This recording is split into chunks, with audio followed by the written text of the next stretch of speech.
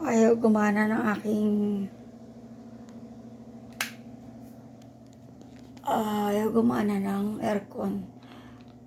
Ayaw mag-open.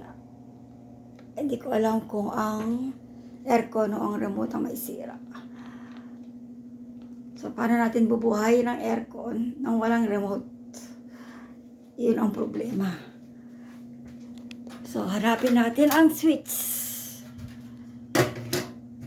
Kung paano natin, kahit walang remote, paano natin bubuksan ang aircon? So, open natin aircon.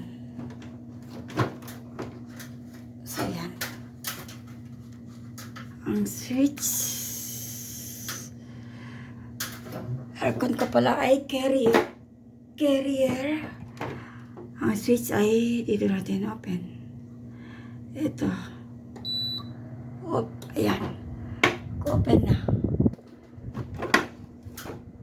So, hanapin lang natin ang switch doon sa mismong aircon. Kahit walang remote, pwede natin i-open. On and off. Papapatayin, doon din. Okay.